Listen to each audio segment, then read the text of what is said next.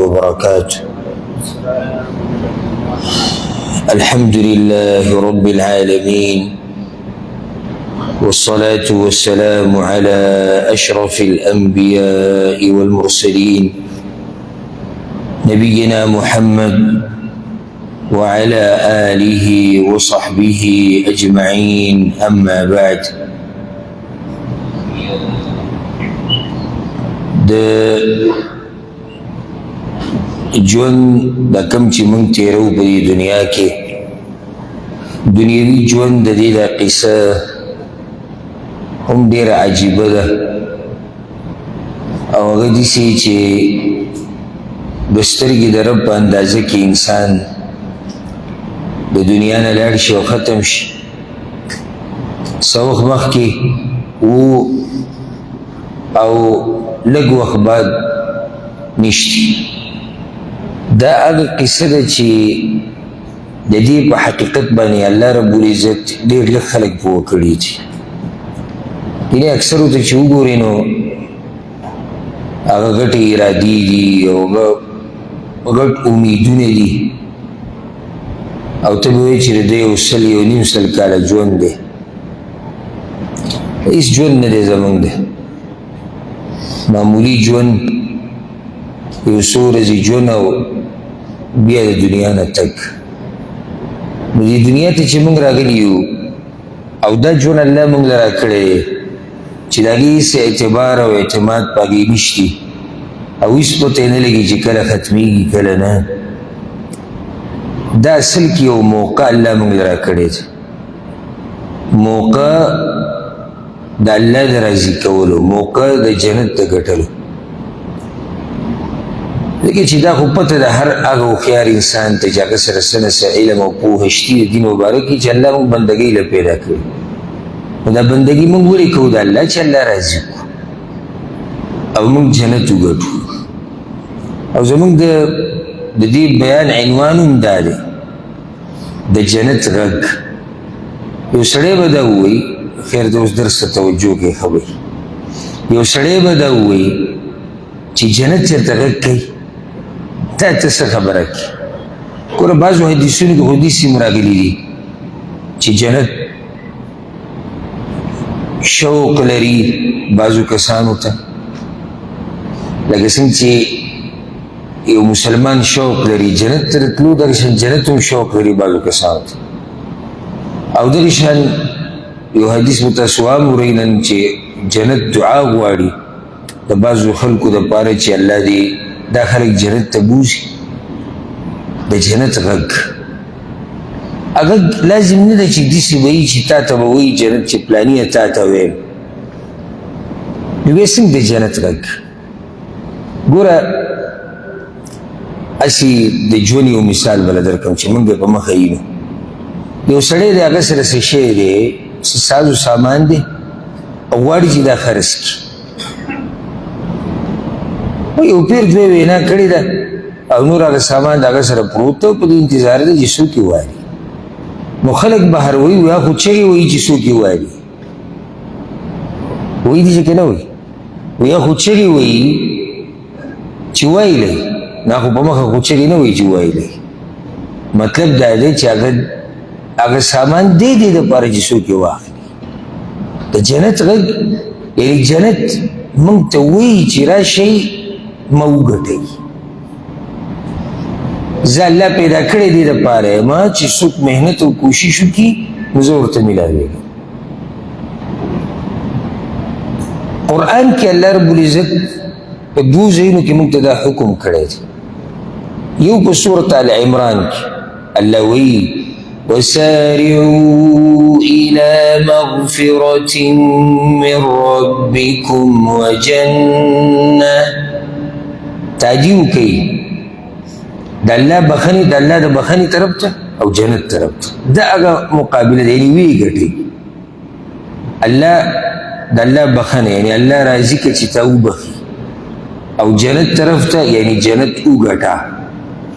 سورت په بل سورت کې الله رب العزت دا خبره کړې، سورة الحدید کې سابقوا إلى مغفرة من ربكم وجنة سابقو دلته دې سوي وي د یو بل نه مخکې شي مسابقه څه ته وایي په عربۍ کې د یو بل نه مخکې کېده مقابله کو یعنې یو بل سره مقابله وکوي د پیسو د ګټلو نه دي د کور د جوړولو کوي مقابلې چې زمونږ دي یا تنخواه د ډېرولو یا د شهرت د ډېرولو مقابله وکوي چې څوک به مخکې کېږي د الله د بخښنې طرف ته او څوک به مخکې کېږي جنت دا جنت الله رب العزت موږ له ډېره په اسانه راکړي خو که موږ لږ محنت وکړو حالانکې رسول صلی الله علیه وسلم حدیث کې وایي هر څوک چې جنت ته ځي نو په خپل عمل نشي تللی د عمل یو سبب دی خو نور د عمل هغه پوره د هغې عوض نه دی لکه ته چې اوس مارکیټ ته لاړ شي موبایل لري نو د دې موبایل چې څومره پیسې کېږي هغه به ورکوي نو خلک وایي او دا موبایل د دومره پیسو دی دا جنت د دې عمل نه یا کوم چې موږ کوو خو دا د الله رحم دی یو ذریعه یې ګرځولې ده عمل ذریعه ده بې عمله نشي تللی اگر که عمل ستا دومره نه دی چې دومره اوچت نعمت پې ته میلاو شي خو دا د الله مهرباني ده ته جنت نعمتونو ته وګوره د آخرت او زما او ستا د اعمالو ته وګوره دا لایق دي صحابه کرامو تپوس وکړو یا رسول الله تاسو هم نه وی او زه هم نه مګر دا چې الله په ما باندې رحم وکړي او چې رسول وسلم دا خبره کوي نو پاتې څوک شو جنت ته تګ عمل پکې یو سبب دی نور ورننوځي به ته د الله په رحم او کرم باندې ځکه که الله سره حساب شروع کړي چې راشه ستا د عمل په یو تله کې اچو او په بله تله کې دغه نعمتونه اچو دا کوم چې ما درکړي درکوم په آخرت کې زموږ عمل به څه شي آخرت هغه نعمتونه خو پرېږده که چېرته الله داسې حساب وکړي چې یو طرف ته ستا عمل شو نیک عمل بل طرف ته زما هغه نعمتونه چې ما ته له دنیا کې درکړي حساب دې په دې ځای واریږي نه بیا د باندې نعمتونه زیات دي د دنیا ویمه نو د آخرت هغه نعمتونه به څومره اوچت وي زما او ستا عمل څه شي نو جنت الله موږ له راکوي او حدیث کې راځي الا ان سلعة الله غالیه الله سره چې کوم سامان د خرڅ ته ډېر ګران دی نو څنګه یو سړی وي چې جنت ګټل الله موږ له په اسانه راکوي او بل طرف ته چې حدیث کې چې ګران جنت ګران دی دا خو ماته اوس څه ووایي خو دی چې الله موږ ته اسان کړی دی دا د الله رحم او کرم دی دویمه دا جنت ګران دی مطلب دا چې صرف قصه د ارمانونو او د دعاګانو نه ده محنت قرباني سبا کې دا صرف د دین په باب کې او د جنت په باب کې موږ دعاګانو ته پرېوځو دعا دا یو لار ده دې سره به نور هم څه یو ځای کې ملکې دی نو بیا به ته مخکې جنت ته ځي او چېرته د دنیا مبارکې ما تا نه وانه اورېدو چې ته ووایې چې یاره زه کېږي به بس الله دې وکړي سرمن به چې خپله وباسي په بل طرف باندې د 2 روپو دپاره او ویم دي چې بې محنته وایي څه نه کېږي اکثر مشران کشرانو ته لګي وایي که ستا دا خیال چې ته به داسې ناستې ته به وګټې وزې به هغه ته کار نشته وایي که کار نشته هم ته به لارې ته وځې داسې ورته وایي که نه وایي ته به وځې وباسي ولې وایي ځکه چې ته وځې نو څه به وګټې خبره د دین او د جنت ابا الله دې رحم وکړي مولوي صاحب موږ ته پکې دعا کوه یاره او الله غفور رحیم دی انسان کمزوری دی موږ ته پته چې انسان کمزوری خو دې کمزوري انسان ته الله د داسې عبادات ویلي دي چې هغه د ده په وس کې دي الله خو تاسو سره ظلم نه دی کړی اوس الله به تا ته وایي 5 لمونځونه کوه نو دا کمزوری انسان دا 5 لمونځونه نه شي کولی الله وایي ما یادوه نسی چل دی دی کمزوری انسان لچی دی اللہ نشی یادولی الله زما په لار کې مال لګاوه او تا سره شتي الله هر چاته خو نه دی وي تا سره شتي نو دی کمزوري انسان سره ولې الله ظلم کړی او ته ځان دومره نه پیژنې څومره چې دی الله پیژني سبحان الله الله مهربانه بادشاه دی داسې دین یې موږ ته نه دی ښوولی چې هغه زموږ د وس نه بهر دی نه او کله چې مسله تا ته ګرانې شي نو بیا یې درته پکې اسانتیا راوستې ده ته په سفر باندې ووتې نو رب العالمین مهرباني ته ګوره په سفر کې هم ګوره موږ دا مونځونه کولی شو که الله راته ویلي چې په ټیم یې کوئ خو نه ته بیا هم څه نه څه مشقت کې پرېوتی وی الله راته وایي دوه مونځونه یو ځای کوه او یې څلور رکاته مونځ دوه کوه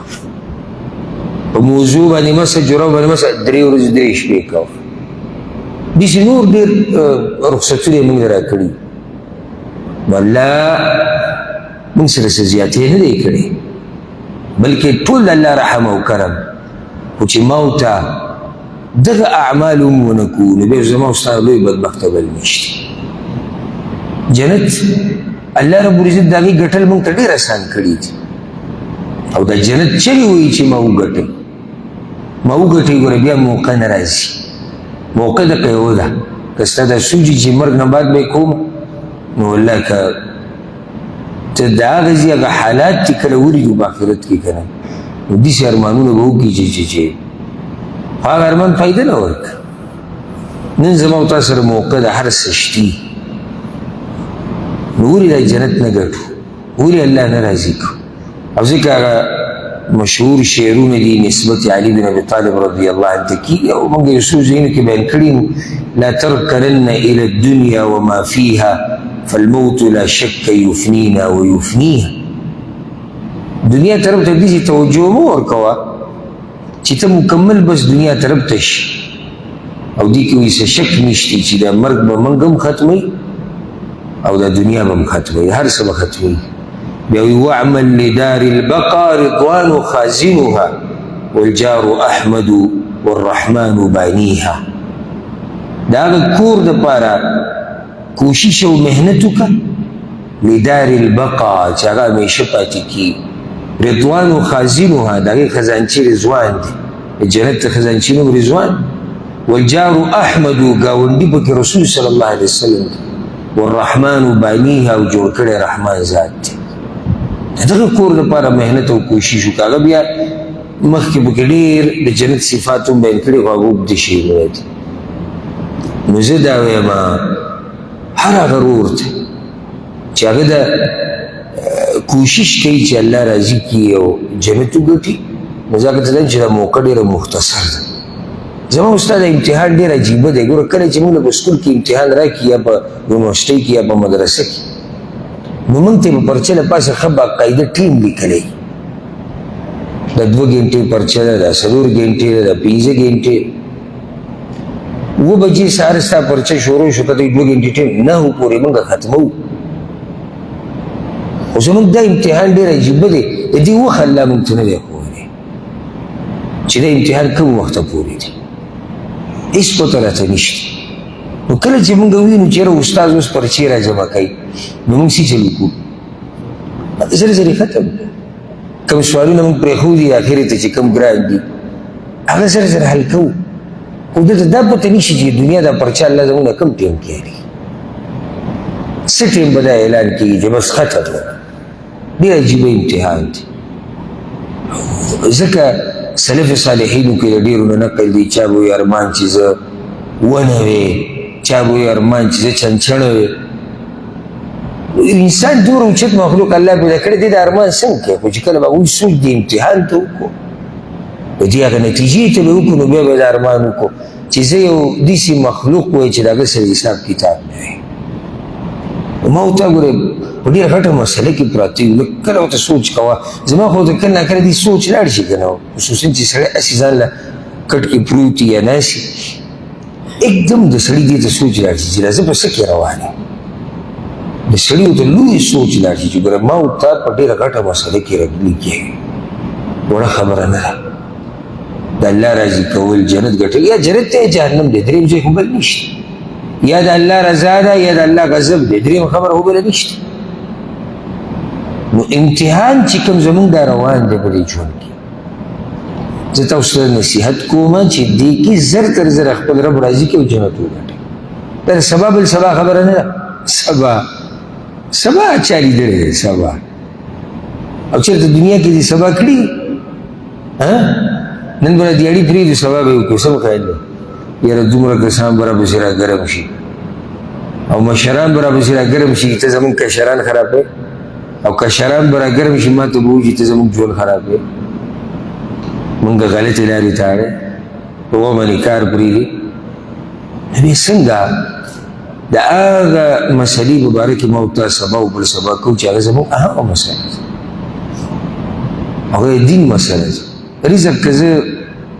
ونه خورم خو زیات نه زیات به مړ شم اخوا بل څه نقصان شتي مړ به شم دا څوک چې مړه شوي نه دي دا واقعي شاذ او نادر دي که په یو ملک نیم کې راغلی چې د شاذ او نادر هم په بعضو ملکونو کې نور داسې واقعي نشته الحمدلله چې سړی د لوږې نه مړ دی ما وایي که یي هغه به شاذ و نادر او ما ورته پکې سبا بل سبا نه کوو چې دین مسله راشي چې هغه زمونږ د ملا تېرې دي نو موږ بیا سبا او بل سبا کوو او رسول وسلم حدیث کې څه وایي دا حدیث په صحیح مسلم کې دی بادروا بالاعمال الصالحه نیک اعمالو کې تهدید وکړئ نیک اعمال موږ ولې کوو الله راضي شي او بل چې جنت وګټو چې دې موضوع سره دا خبره تړلی شي فستكون فتن كقطع الليل المظلم رسول صلی الله علیه وسلم فتنې را روانې د شپې د تیرو په شان سحر به سړی کافري سحر به سړی مسلمان شپې به کافر شپې او مسلمان سحر به کافر او یو حدیث کې داسې راځي امام ترمذي راوړی چې نیک اعمال وکړئ تعجب پکې وکړئ د وو خبرو نه مخکې د وو خبرو نه مخکې آیا تاسو انتظار کوئ داسې غریبۍ ته چې هغه د انسان نه هر څه هېر کړي نو چې داسې غریبي په چا راشي هغه به دینداري کولی شي نشي کولی کنه داسې مالدارۍ ته پروت دی چې هغه مالداري په سړي کې سرکشي او تکبر او بېدیني پیدا کړي بیا به دینداري کوي کنه پروت دی داسې بیمارۍ ته رسول وسلم وایي چې هغه د انسان دا بدن ټول ګډوډ کې خرابېږي بیا به دینداري کوي کنه پروت دی داسې بوډاوالي ته چې د انسان پکې عقل کار پرېږدي بیا به دینداري کوي کنه پروت دی داسې مرګ ته چې هغه اچانک راځي ناڅاپه راځي کنه دجال ته انتظار کوي چې کله دجال راوځي بیا به زه دینداري کوم کنه قیامت ته په انتظار چې کله قیامت راشي بیا به دینداري کوم نو د دې وو خبرو نه مخکې رسول صلی الله علیه وسلم نیکو اعمالو کې تهدید کوي جنت وګټئ جنت غږ کوي موږ ته جنت چغې وایي چې ما وګټئ څنګه زه درته یو څو اعمال ښیم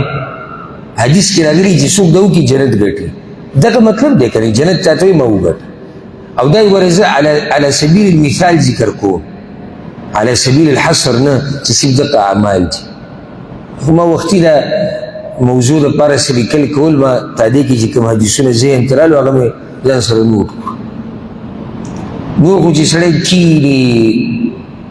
نصوصو د قرآن او د حدیث ته او راوباسي چې هغه خبره چې هغې کې دی چې څوک دا وکړي هغه جنت ته ځي هغه ډېرې زیاتې واسې دا یو څو درته ذکر کوم او د دې لپاره چې ته سوچ وکړي چې ته څومره اوبه وکړې لکه دا اولنی حدیث من لقي الله لا يشرك به شيئا دخل الجنه صحیح بخاري کې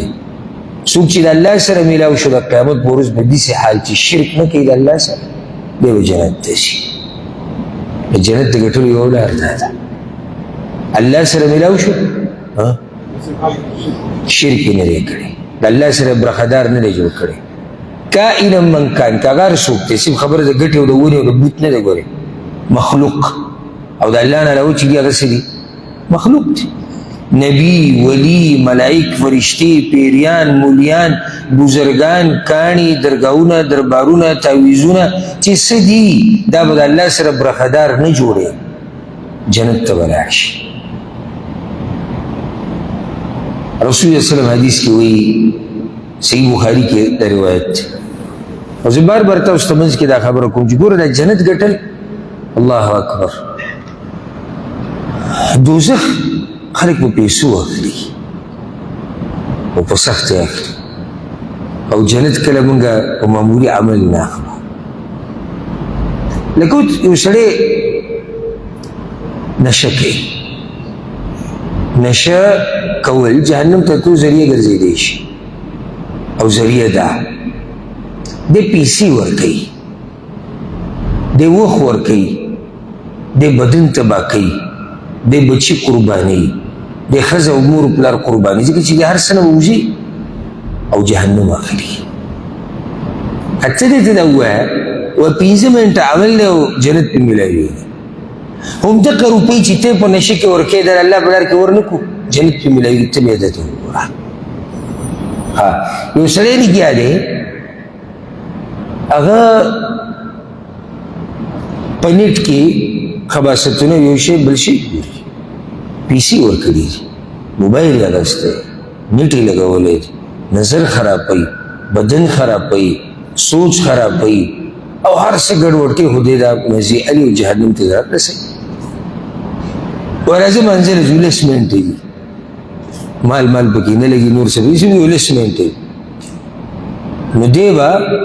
تا ته زر باندې جوړي کړي ها کرکټ میچ ته کېنو اگر که دا صحیح شو د حرامو مرتبې ته کله رسي کله نه رسي دې 3 غنټې تاله کېني سلو کې او راځه درس کوي سلو 1 منټ جنت پې ملاوېږي په دې بل کې ستا تاوان دی تاوان څه دی کېدای شي ته پکې حرام وکړي نظر خرابوي دماغ خرابوي دشمني دي جوړېدی شي چا سره بغض او کینه کنځلې اوبه دې ردي پیسې لګول وخت خرابېده ټولې مسلې راجمع راځي چې جومات ته د الله کور ته یو نیمه ګنټه به کښېنو د الله او د الله د رسول خبره به ډېر هیله نه راشي یعنې د دې نه اخوا کم قمقلتوب دی چې ما ته یو سړی وښایي ځه جهنم په پیسو ولم او د الله رضا او جنت هسې ورانه جنت موږ ته ښه په اسانه میلاوېدی شي خو که موږ ته لږ محنت او کوشش وکړو حدیث کې راځي من آمن بالله وبرسوله چا چې په الله باندې ایمان راوړو د الله په رسول باندې کله چې قرآن او حدیث کې دا ټکي راشي که نه دا یو قانون یاد کړي نو مطلب دا نه چې صرف په خوله باندې صحیح ایمان څنګه چې الله او د الله رسول زموږ نه غواړي چا چې صحیح ایمان راوړو په الله باندې او د الله په رسول باندې واقام الصلاه او د لمونځونو پابندي وکړي وصام رمضان او د رمضان د میاشتې روژې ونیوي كان حقا على الله ان يدخله الجنه د دې سړي په الله باندې دا حق دی چې الله به جنت ته بوځي ایمان په الله او الله په رسول او د منځ پابندي رمضان روژې اوس زه به تاسو ته دا بیانوم چې جنت په دې میلاوي یو خو دې لپاره چې ستاسو جذبه ډېره شي او د عمل زور ورکړي بل دا چې ته ځان ته وګورې چې ته دې عمل کې څنګه یې دا 3 خبرې دي او ته ځان ته وګورې ته څنګه یې د حدیث صحیح بخاري دی جنت ته په دې میلاوي تاسو ته سوچ کړی دی چې راځي چې کوم منزل دی جومات ته راځم او داسې چې سهار د خپل خوب خرابوم او زه چې کار او کاروبار بندوم زه چې د ملګرو د مجلس ته راپاسم زه چې د ښځې او د بچو د خوا نه راپاسم او دې جومات ته ځم او په دې کې یو 100 منټه تېروم الله رب العزت ماله په دې جنت راکوي په دې ته د جنت میلاوي کوم سړی چې سلام وګرځي او د دې په زړه بوجي چې زه دې جومات نه ووتی یو خو هغه دی چې عذري دی هغه سړي خبره نه کړو لکه یو سړی دی که دیندار دی خو یو ورځ یې څه کار راپېښ شو غواړي چې مونځ وکړي او زه وځي زه د هغه سړي خبره کوم چې جومات کې تنګېږي اصل کې دې د دې نه دی خبر په صحیح معنی باندې چې په دې عمل ته د جنت میلاوېږي که موږ د جنت د دې قیمت نه خبر شوی که نه ورب الکعبه نو موږ به د دې سجدو نه د سرونو اوچت کړی نه وي جنت دومره قیمتي دی او زموږ دې کارونو ته وګورو حدیث کې راځي صحیح بخاري کې دي رسول الله صلی الله علیه وسلم من بنا مسجدا چا چې جومات جوړ کړو یبتغي به وجه الله خو د جومات ته چا دپاره جوړ الله د راضي کولو دپاره نوم شهرت ریاکاري پکې نه بنى الله له مثله في الجنه الله ورته دغه شان کور به جنت کې جوړوي او یو سړی وایي موږ د خپلو کورونو دمه شو دی زموږ د کور مسلې ګورئ نه ختمېږي دا هرسونه نه ختمېږي بیا د پښتنو هرس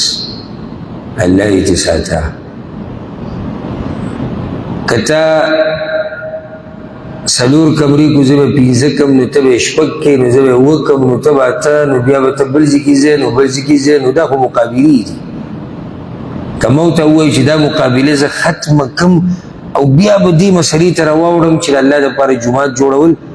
نو دا مقابله به هله ختمیږي چې کله زما او ستا ژوند ختم شي نو بیا مرګ نه بعد راوړو دې مسلې ته حدیث کې راځي چې چا د الله دپاره جومات جوړ کړو څومره دومره ځای لکه څومره ځي کې چې کوتره هګۍ اچوي الله رب العزت مولا په بدل کې په جنت کې بنګله ورکوي زه دا نه غواړم زما دا دغه نه دی په کاسي په اورېده زه تاسو په دې عمل وکړئ سړی ما ته وایي آبادي کول د کروڑاو خبرې دي نه د کوترې د هګۍ اچولو ځای څومره دومره به یې که نه دومره معمولي ځای ته دومره مرسته نه شي کولی جومات جوړېدو کې دوه خښتې هم نه شي اخیستی که نه زموږ غریبي ده کافره غریبي ده زموږ دا غریبي هم کافره غریبي ده ځان له داسې تره پره کې ګرځو چې تپوس یې مه کوه خو چې د دوو خښتو خبره راشي د ده د خولې نه لاړې ساسي او پریاد شروع کړي سړی وایي یا الله اوس را سره وی او دې فقیر او ملنګ له ما یو 2 روپۍ ورکړی زما او ستا په کلي کې جوماتونه شتي که نه جنت ما تا ګټلی شو څنګه ما ټلیفون وکړي تا مولوي صاحب نمبر مې را پیدا کړو مولوي صاحب څنګه یې ښه کړی څه کار بار خو نشته که او یاره پنکه دوه خراب بس صحیح شو زه به در ولېږم پنکه ښه پنکه داسې زه وایم ما ته نور ریټیو نه دي معلوم ښه پنکه مثال کې دي سوی چې یاره به 15,000 روپۍ ده دو پنکې دا زه ښه پنکه اعلیترین 15,000 روپۍ ووله ده دو په 10,000 سرپاسه سلیالی شو الله پې جنت راکوي نو موږ بیا دا سوچ وکړو چې سرپاسه 10,000 به 72 او 74 نو زما هغه بچی به سکول ته ویسي هغه به ډوډۍ وخوري او هغه بل زوی راته د موبایل ویلي دي او هغه لور راته د سینډلو ویلي دي او هغه کور کې روخام او هغه یو ټوکړه راولېدلې د هغه به صحیح کړه الله اکبر بیا موږ را یا الله جنت الفردوس کې اعلی مقام راکړه تا ته خو الله شانه کړي د جنت الفردوس وګټه کنه دته دوه بنکې د جمعه کول الله دې جنت درکړي تا اسی د جمعه ته ورنوځه ځان چاته ښایم چې چکر د جمعات کې ولګو رنګ خراب دی بغیر د دې نه چې چاته وایي زه کوم ته به کسان راولېږه او د سره قیسه مه کوه چاته چې ما دا کار کړی پیسې ورکړې وروی دې جومات له رنګ ورکړي څو به راشي 50,000 40,000 او 1,000 1 لاک پې رالي ځه 1 لاک روپۍ رالي تقریبا 1400 ریاله ما ورته نه شو ورکولی او چې کور نه راته ټلیفون نه شي به مونږ زلزله راشي او هغه وایي چې راولېږه او غم خادي دی او هغه وایي چې راولېږه لږ به دلته لاس ټیټ کړو او یو پیر به دلته ورکړو دا رنګ سهار هفته کې خو نه وي چېرته 15-16 کاله کې یو پیر رنګ کېږي 15-16 کاله کې که ما او تا 1500 ریاله ورکړو یا 1400 څه چل به وشي ته ورننوتې جومات کې چکر ووایو قالین مزه نشتي والا کوې نشتي جوړ کړه د بجلۍ د بیل مسله زه چې کله ملک ته لاړ شم که نه زه درته الله په کور کې به دې خبره قسم خورم په جوماتونو کې چې کومه خبره ما سم خفه کوي سم او بلکل سړي هغه بلډ پریشر داسې دغه ته ورسي که نه هغه دا خبره چې کله زه په جومات کې وینم او خلک کپړه او لوښی ګرځي او پای کې کړنګا جوړوي خلک ورته 1 روپۍ راچي سخت مې خفه کوي دومره مې خفه کوي که نه ځکه چې ما ته پته ده چې دا خلک دومره فقیران نه دي چې 1 روپۍ ته ناست دي دومره اوس نه کېږي چې په سوونو کورونه او په هر کور کې دننه څو کسان او زموږ یو جوماتګۍ وړوکې ورته کېږي دې لپاره موږ 1 روپۍ راکوو نو دې باندې ته جنت ګټلی شي مقصد د خبرې دا دې بعد بس جیب میں وګورئ الله کور لپاره که نه چې چاته ووایي یاره د الله کور یو د هغه دا مطلب شي چې پوره آبادي کوي او پوره آبادي کول ولې څه چل دی دا تجارت د الله سره نه دی دا جومات به وایو دا موږ چې به کېناست شو دا یو سعودي جوړ کړی د مور دپاره او دې کې مونځونه او دې کې درسونه او دې کې دعاګانې او دې کې تلاوتونه او دې کې دیني پروګرامونه څومره اجر به د هغه دې مور ته روان وي سما خلک وی فیکټري پلاني کولاو کړه دا فیکټري ده او چېرته هم دلته لیدلی یا راښکاره شي نه کار یې کړی الله سره تجارت دی داسې کول پکار دي ته ځان یو ګوره دا ستا په کار راځي ته چې ورب الکعبه چې دې خاورو کې کېښودې که نه دا بچي دا ښځه یو څو ورځې قصه دی به ختمه ده ځان له څه وکړه ځان له پټ چې دې بچو دې ښځو دې قصې نه جدایي چې سبا له تا قبر کې پرېږدي که نه یوازې او تا ته قبر رڼایي د سره دې دا بچي به تا ته دعا نه کوي د سره دې دا ښځه تا نه یادوي د سره دې دا ملګري او قام او قبیله تا نه یادوي خو چې تا دومره څه کړي چې ستا قبر پرې مزېداري ما دې نه یادوي که خو چې دلته ځان تباه کړي او بیا قبر کې هم سینئ نو خسر الدنیا والآخرة دنیا کې هم په عذاب شو آخرت کې هم په عذاب شو حدیث کې راځي رسول صلی الله علیه وسلم وایي جنت ګټل دته وایي صحیح بخاری کې دی من یضمن لی ما بین لحییه وما بین رجلیه اضمن له الجنه رسول صلی الله علیه وسلم وایي که چا مالا د دې دوو جامو په دې منځ کې چې څه دي د دې ګارنټي راکړه دوو جامو منځ کې څه دي جمع او د دې دوو خپو منځ کې چې څه دي عورت د دې ګارنټي راکړه زه ولې د جنت ګارنټي ورکوم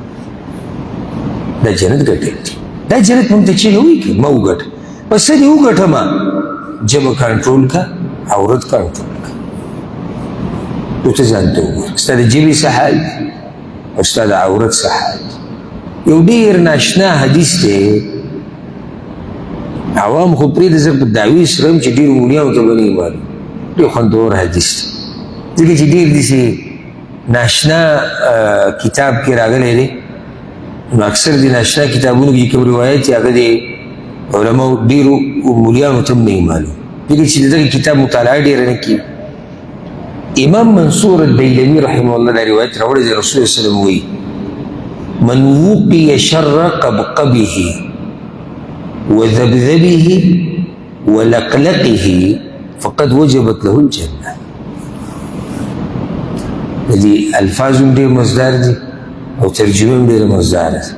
من وقي شر قبقبه وذبذبه ولقلقه فقد وجبت له الجنه دې څه مطلب دی څوک چې د خپلې خېټې د شر نه وساتلی شو د خېټې شر څه دی حرام څوک چې د خپل عورت د شر نه وساتلی شو عورت شر حرامو کې استعمالول او څوک چې د ژبې د شر نه وساتلی شو نو د ده دپاره جنت واجب دی خو ډېر ګران کار دی ویلو کې اورېدو کې اسان دی خو دا درې شیزونه کنټرولول لوی ایمان غواړي ژبه خېټه عورت مسله خو ورانه شوي ټوله دې د لاسه ده څه ګناهونه چې کېږي ته نظر وچورلوه دې دریو کې یو پکې دی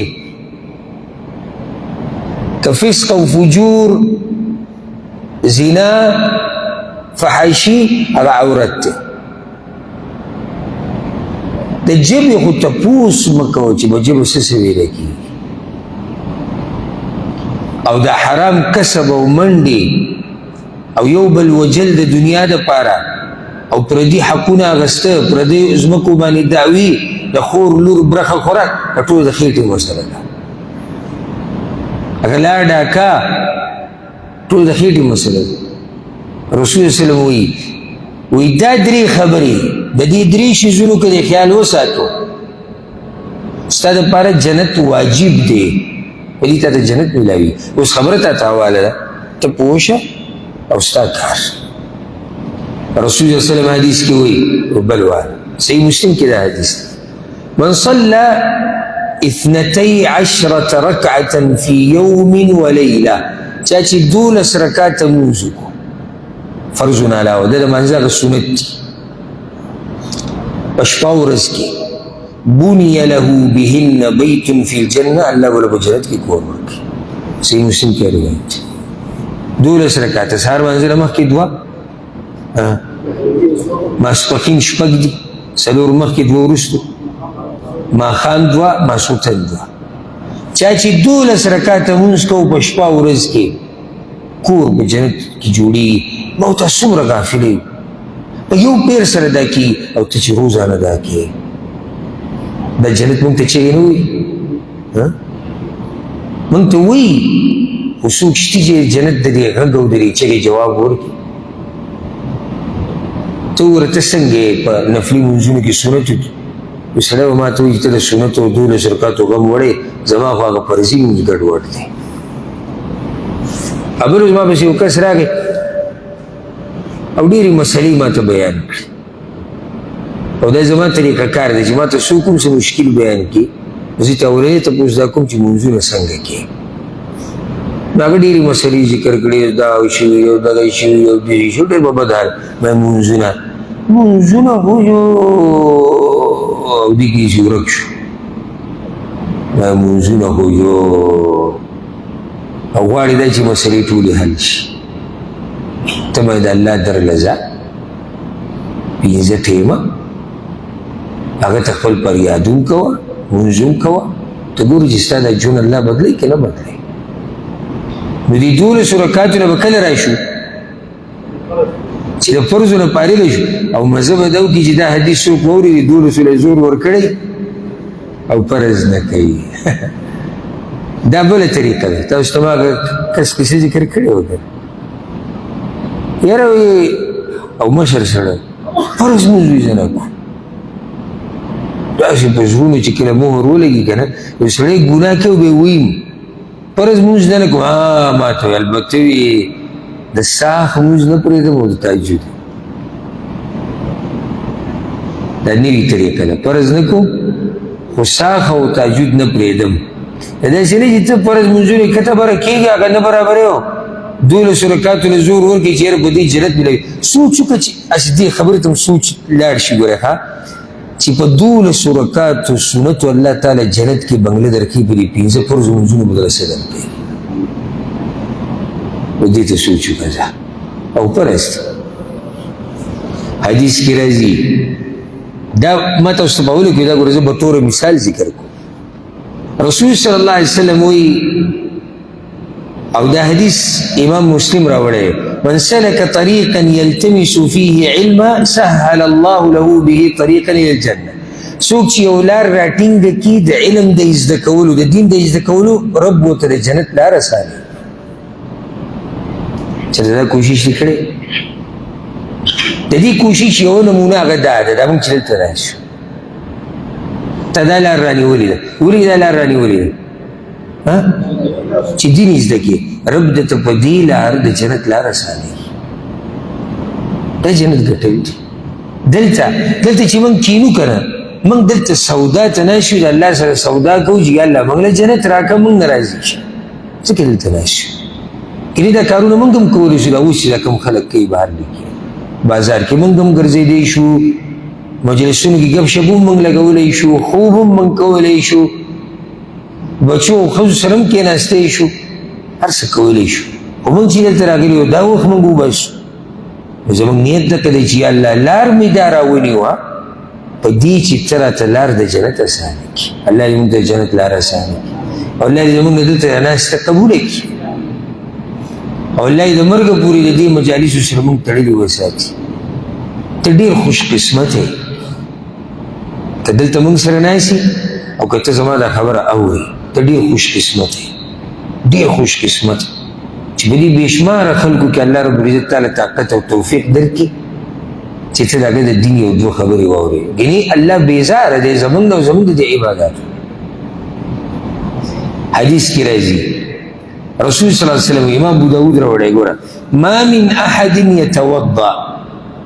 زه دا حدیثونه تاسو ته ولې بیانوم چې وګوره دا جنت ګټل الله موږ ته آسان کړي خو موږ ځان ته ګرانه کړې ده د شیطان د لاسه خواهشاتو د لاسه د دنیا پرستۍ د لاسه د هیرس د لاسه رسول الله صلی الله علیه وسلم ما من احد یتوضا کله چې یو سړی اودس چاردام وکړي فیحسن الوضوء او ښایسته اودس چاردام وکړي ښایسته اودس چاردام کوم یو دی کوم چې د رسول الله صلی الله علیه وسلم په طریقې ښایسته دا مطلب نه چې ته سن اوبه ور واړه او د خپې او لاس مږي نه ښایسته هغه دی کوم چې شریعت مطابق ويصلي ركعتين او 2 رکعته لمونځ وکړي شرط واوره يقبل بقلبه ووجهه عليهما او د دې زړه او توجه پوره دې مانځه ته یعنی دې مانځه کې بارای څه قصې نشي هغه نه الا وجبت له الجنه دې سړي لپاره جنت واجب دی څومره ګران کار دی نه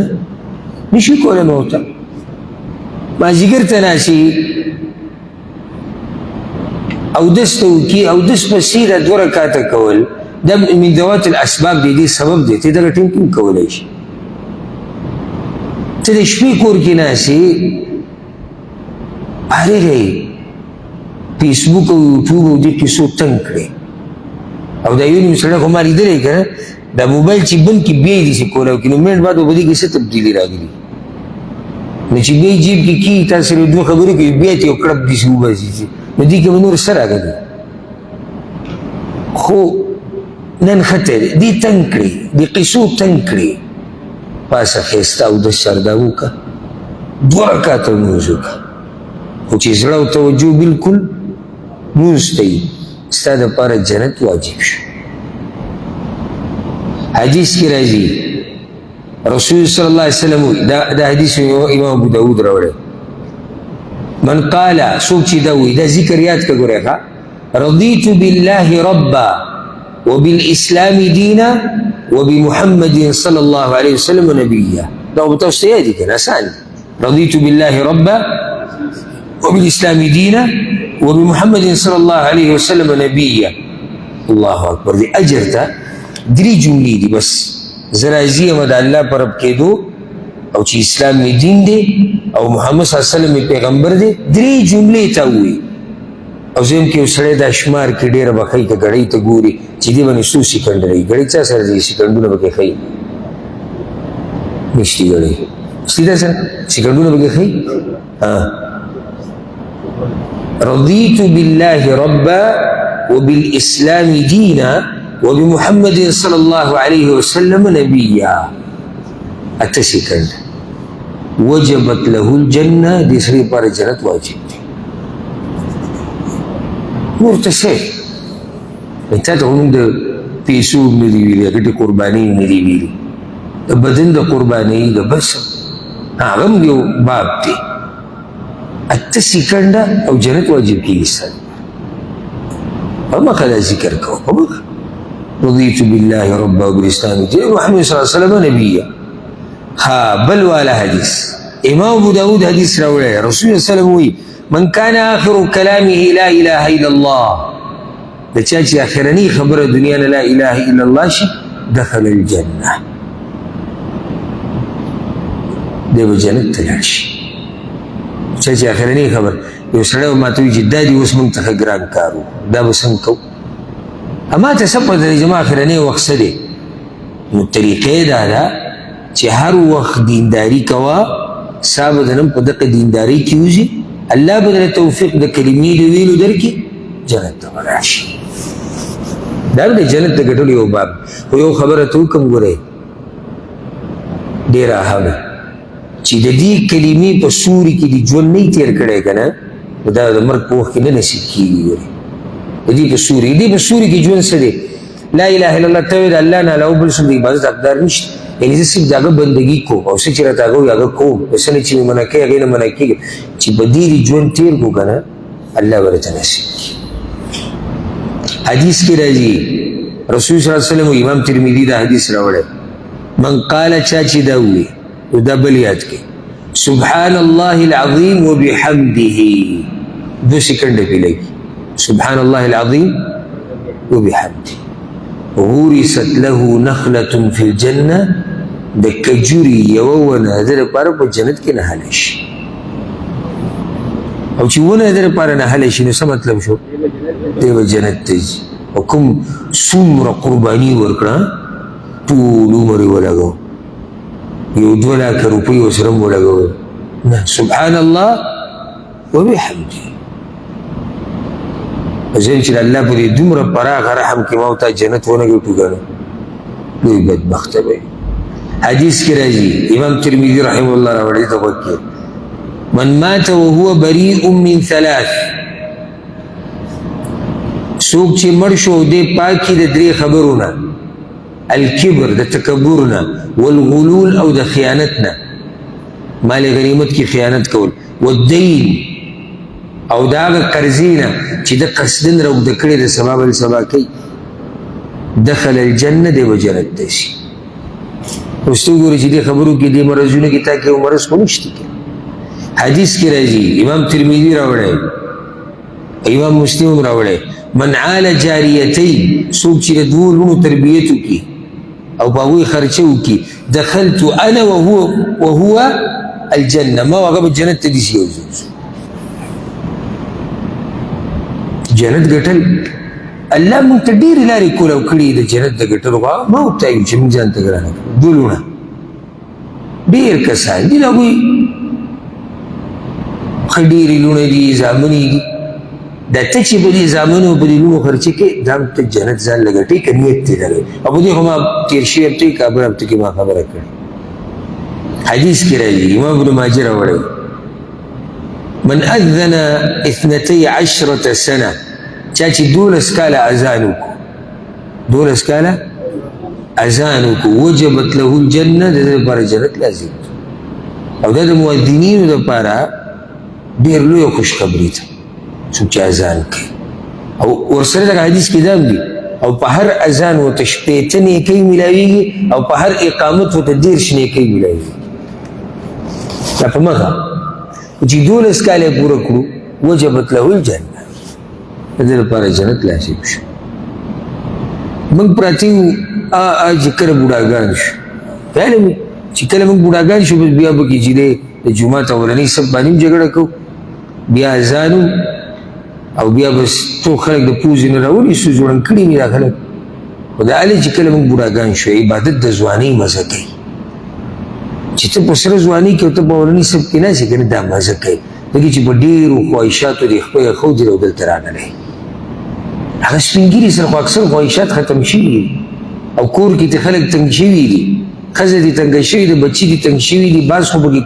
بعض خو پکې د کوترو او چرګانو ته هم کنځلې کوي داسې مرتبې ته ورسي دی بیا په جومات کې ناست دا نه یم چې د دا عبادت الله نه قبلوي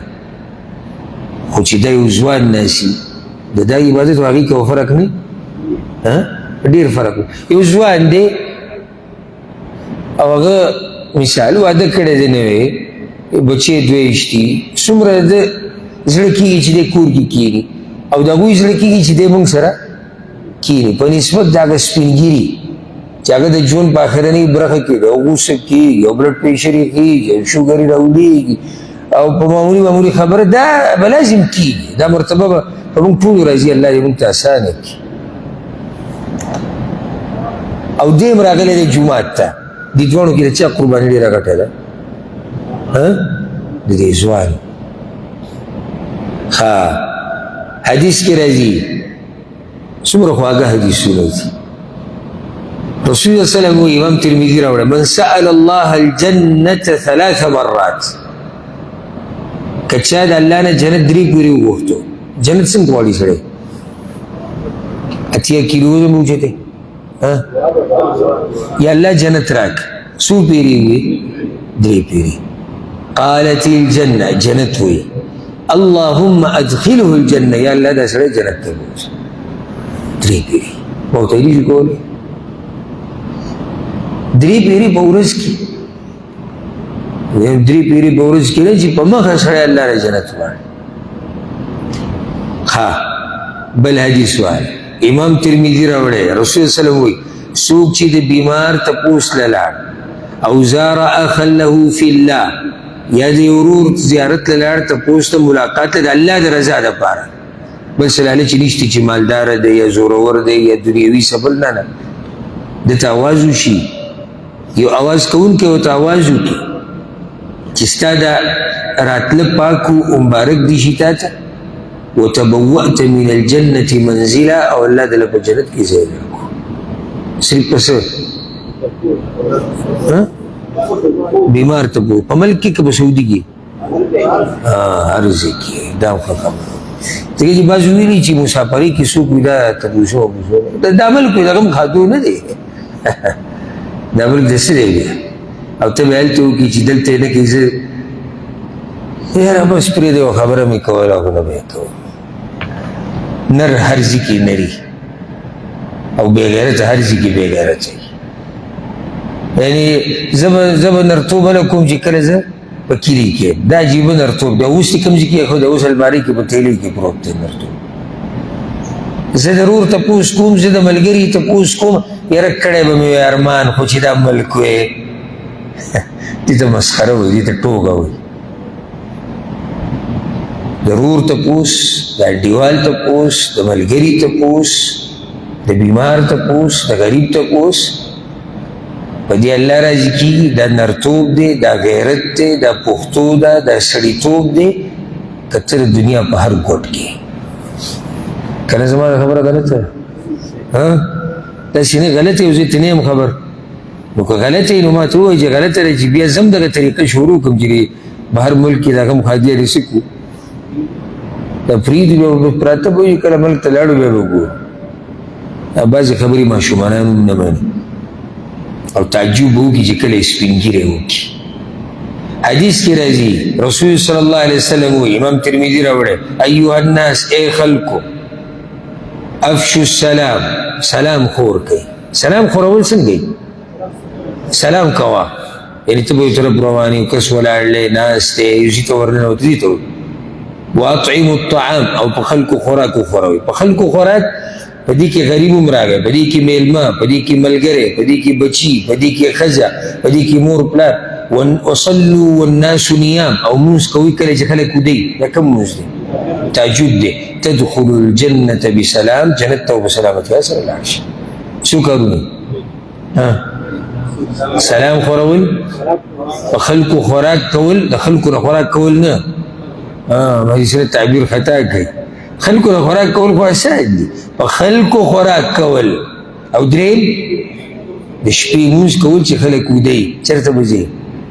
جنت ته به ځي یو حدیث دوه نور ذکر کوم نو اګراني دې حدیث ته وکړه دا بس زموږ پښتنو لپاره ډېره هوي صحیح مسلم کې رسول صلی الله علیه وسلم وایي لقد رأيت رجلا يتقلب في الجنة في شجرة قطعها من ظهر الطريق كانت تؤذي الناس یو سړی رسول صلی الله علیه وسلم ما په جنت کې ولیدو اوړېدو راغلی جنت ته ولیدې دې ته وکړي یو څانګه د ونې پرې کړې وه هغه د لارې طرف ته راغلي وه خلک یې تنګول علم دی که نه مونږ خو پکې غني ور واچو مونږ کنډتار ولګوو مونږ ورته دیوال ووو مونږ پې یو بل مړه کړو لکه لار د زنانه بیزي راځي الله به اجر درکوي انسانان بیزي څوک به منزل ځي څوک به کور ته څوک بیمار دی څاروي بیزي راځي دی وایي نه دا زما لار مونږ منو ستا لار ته نه څوک نه خو اجر به الله درکړي دې سړي نور څه نه دي کړي څه خپله لارې نه دی پرېښودې خپله لار چې یې پرېښود خو یو بل اجر دی دې سړي څه چل کړی دی یو څانګه یې پرې کړي د خلک یې تنګول جنت ته لاړ موږ ته مینتونه وزاري کېږي جرګه کېږي جرګې د پښتنو کیني پاسي پلانیه ته یو پوټ ځای راکړه یو پوټ ته راکړه یو پوټ ته راکړه ته چې څلور پوټه کېږي دلته یو لار وشي موږ نه نه نه نو کال به دا سپین ږیري او مشران کیني پاسي که نه زما دا خبره غلطه ده ټول مینت او زاري دې دپاره روانه چې ته یو پوټ ځای پرېږده او ته یو پرېږده ته دوه پرېږده ته درې پرېږده دا مینت او زاري روانه موږ وایو نه شتیبو کې ښه خلک زده نه یم خو اکثر موږ کې په دې لارو باندې غټې جاښې روانې دي زموږ مرګونه هم په دې اکثر روان دي زما لار هلکه زما لار و یو انسان پې تېر شو چې څه چلو شو څه کوپر وشو یاره زما لار د څاروی پې تېر شو زنانه پې لاړې څه چل شو دلته صرف څانګې لرې کړې د الله جنت ته بوتو نو دا خبره مخې ته کوي چې ته هر هغه شی د لارې نه اوچت کړي چې خلکو له تکلیف ورکوي شیشه پرته ده کاڼی پروت دی اوسپنه پرته ده څانګه ده ونه ده بل څه شی ده او ته دا لرې کړي او خلکو ته لار اسانه کړي الله تا چېرته بوځي جنت اوس ما خو تاسو ته یو څو خبرې ذکر کړې او انشاءالله که چېرته الله موقع راکړه زه به دا داسې حدیثونه ټول را جمع کړم یا حتی اوسه چې څومره دی به را جمع کړم خو نن مې صرف تاسو ته بیانول چې جنت ګټل